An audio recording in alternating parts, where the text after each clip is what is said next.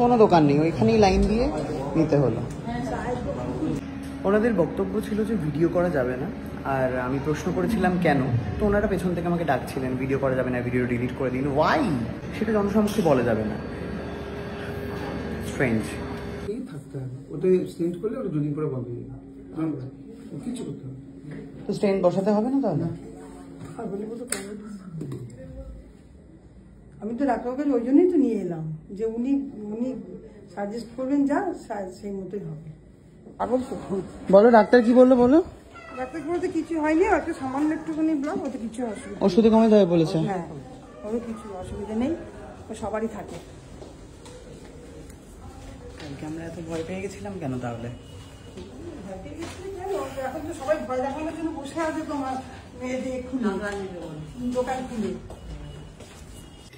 So আমরা গেছিলাম হচ্ছে রেমেডির ডক্টর শুভানন রায় এনার কাছে। তো ইনি বলেছেন যে এই মুহূর্তে করার কোনো দরকার নেই, স্টেন বসানোর কোনো দরকার নেই। উনি 3টে ওষুধ দিয়েছেন, 3টে ওষুধের মধ্যে ওনার দাবি সবকিছু নর্মাল হয়ে যাবে। আর কেমন লাগছে মা তোমার শুনে কথাটা? ভালোই, তোমাদের সন্তুষ্ট হলেই আমার সন্তুষ্ট। সেটাই, আমি তো প্রচন্ড ভয় পেয়ে গিয়ে তো দাদাকে প্রচুর মুখ করেছি যে কেন স্টেনটা বসালি না। তো হ্যাঁ ঠিক কথাই যে আরো ডক্টরের ওপিনিয়নটা দরকার, যেটা আমি নিইনি, মানে নেওয়ার কথা মাথায় আসেনি, মানে আমি থাকলে করেই দিতাম আর কি। তো দাদাই যেহেতু বড়, ওর মাথায় বেশি বুদ্ধি, তো সেই বুদ্ধিতে ও হচ্ছে স্টেনটা বসায়নি। বাট যদি আমি থাকতাম তো আমি বসে দিতাম। ডাক্তারের এক কথায় কি যে হতো তখন, কি হতো মা তখন?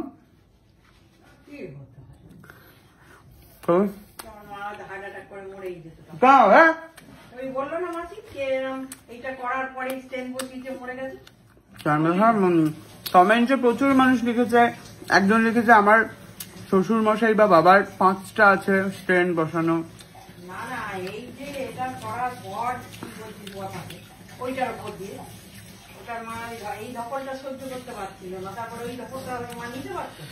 বুঝতে পেরেছি মা।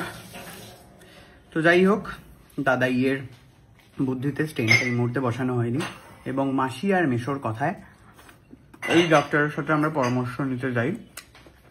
এই ডক্টর বলেন যে আমি মেডিসিনে রাখবো, তো মেডিসিনে রেখেছেন আপাতত।